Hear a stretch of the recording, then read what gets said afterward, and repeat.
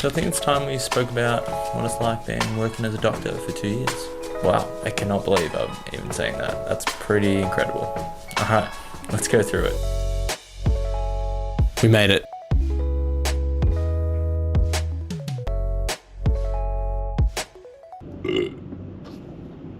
Didn't mean to do that.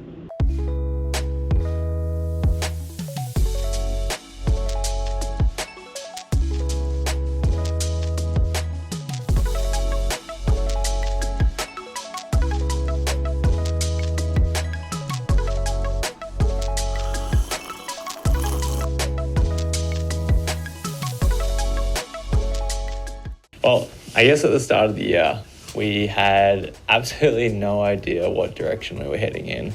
And if I was to tell me at the start of the year what we ended up doing now, they would be a little bit shocked. And it's pretty crazy, like the learning curve that you go through as a junior doctor. Because like when you first start out, you're so concerned about just surviving, keeping your head above water, and you're not really focused about your whole career progression. Sure, you like things and you don't like other things as a med student, and you have a general direction on what your, life may look like in the future.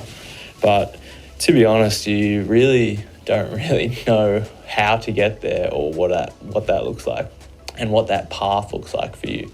So to just be malleable and, not know what's ahead, but take every opportunity that you get and make the most of it is the best thing you can do for yourself, So like at the start of the year, I was like, I just finished off urology. That was my last rotation in internship.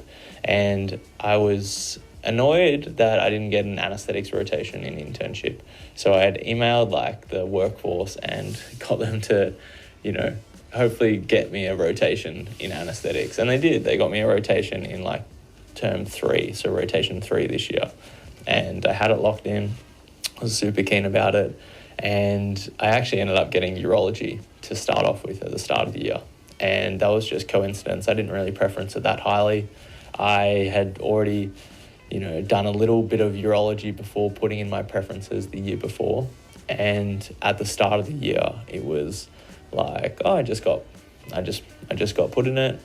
There was a new group of people that come in. All the senior doctors rotate each year. So there was like 4 ones that I'd worked with during my internship, and then there was 4 new people coming in.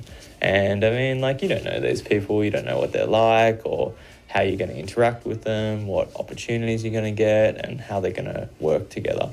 It was, a little bit like, this is good. Like, I'm familiar. I'm happy to do something that's the same. And it's really good when you're a junior doctor, when you're not starting from scratch and you sort of know the lay of the land. It was actually a good thing for me, I felt, because I didn't have to start from scratch and find my feet. I felt like I was actually, I could accelerate and like level up much, much more.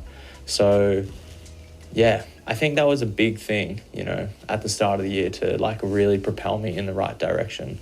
And I didn't have to, go from the very, very start and learn the fundamentals of that specialty. You could just keep leveling up. And that's what I continued to do. And I actually ended up swapping out my anesthetics rotation later in the year for someone else who was super keen on anesthetics. And I was like, well, no, let's not do this. Let's just keep going in this surgery pathway and keep going on urology and see how good we can get at it. And that's what I did the whole year. Off we go. And I suppose like one of the main things that you learn, that I learned this year, it's raining. It is so wet and raining. That's terrible. Now what am I gonna do?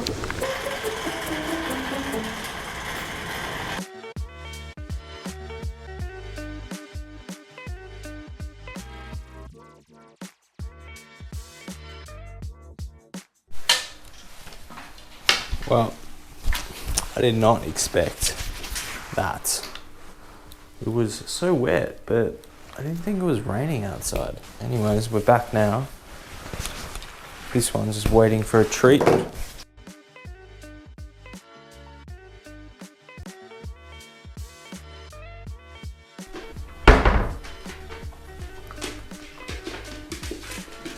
Welcome. That's that. This day actually, oh, look at that. Sorry, I'm busy. I mean, that actually sums up second year as a doctor, to be honest. I was a whole lot busier than I'd ever thought I'd be, because when you're leveling up and when you're going through that whole, when you're going through that whole phase, you're not just coming to work, doing a job and then going home. You're trying to do more each time. That will extremely accelerate your learning, but it will also tire you out, and you will become a whole lot busier than you would have ever expected. So much so that I think we're going to be making some coffee now, because we're a little bit tired and we might be heading to nap territory. So, I mean, the other thing that I learned is like how valuable mentorship is in your second year. And well, I mean, not just for second year, but I just guess at the stage that I'm at, I really valued having a mentor to help me along the path of like accelerating and just leveling up in that field. And when you find someone who, values your time and is willing to teach you and help you level up and just essentially help you, do well, then you can really like piggyback off that momentum, and the whole thing becomes a whole lot easier because you're not just doing it yourself. You've got people in your corner backing you in, wanting to help you and wanting you to succeed. And when they give you opportunities and then you accept those opportunities and you make the most of them, then they'll give you more opportunities, and this mentorship becomes like fun. Like you'll actually enjoy going to work. Not that you didn't before, but you don't just see work as work, you see it as building your career for the future, which is kind of an exciting twist to put on it. So when you're not just doing tasks because you have to, because your boss tells you to do them, you're doing tasks because you think that that's the best thing for your patients and that that's the right decision, because you're learning and you're wanting to do things to help your boss rather than just do things because your boss or your senior colleagues tell you to do it. That's something that I really tried to make the most of this year. And I should probably stop the coffee machine, hey? It's getting full. Almost overflowed that. Oh my God. Look at that. It's too much. I did not need that much coffee. Turn off. Sweet. So much coffee there. It's pretty good. Yeah, the coffee's alright, to be honest. So I guess apart from, leveling up and, being like really busy and enjoying that process this year, I think I've also like learned how difficult it is to study like for an exam whilst having a full-time job. I'm trying to study for this exam that's coming up in February. It's currently December. It's like just started December. So I have like 2 months to study for this exam, and I've started studying a few different times, and each time I just like lose momentum and, I just like, can't do it for like a week or so, and then I just have to restart everything.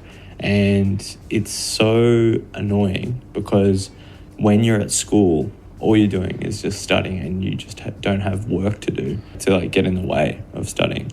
And, as you grow up and you just have to do like normal, like adult things, like drive yourself to work or cook dinner, look after your pet or pay bills or make sure other stuff is sorted, like doing groceries or just doing like mundane everyday things, just gets in the way and just chews up your time, which means less study time.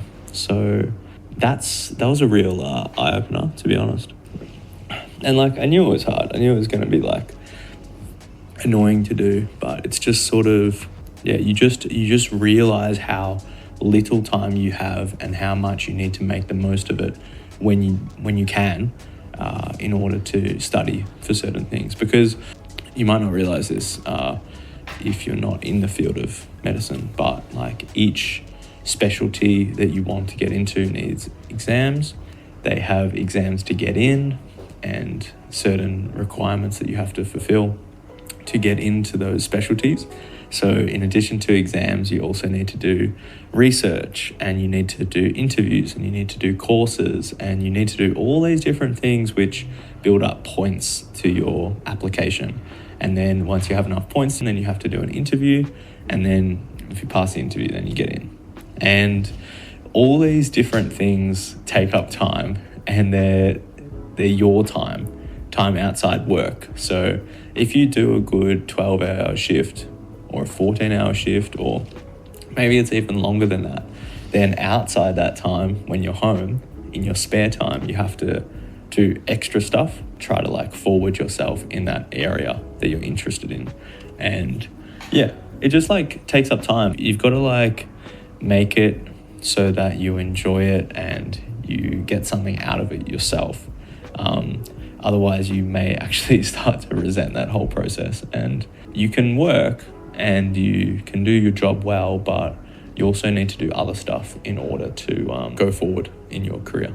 So I think that was a real like interesting thing of like, how do I make time for myself outside of the additional stuff that I will have to do for work, like writing research, like doing courses and doing exams and doing all these things that you have to do in order to make yourself choosable for that specialty. How do you negotiate that whilst also having time for yourself that is completely and utterly non-work related? And I think that's an interesting thing that a lot of people struggle with, and that's sometimes why a lot of people maybe take a few years to find the specialty that's right for them, because when you realize the work that has to go into choosing a specialty and like getting onto that training program for that specialty, you sort of like don't want to commit fully, because once you start to commit and go down that road, then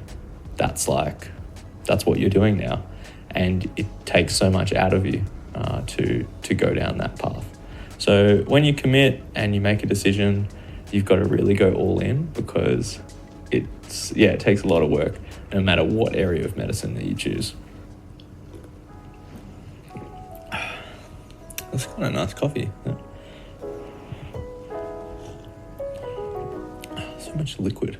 Tell you what, I don't know if you can see, but those shoes that I have are so good.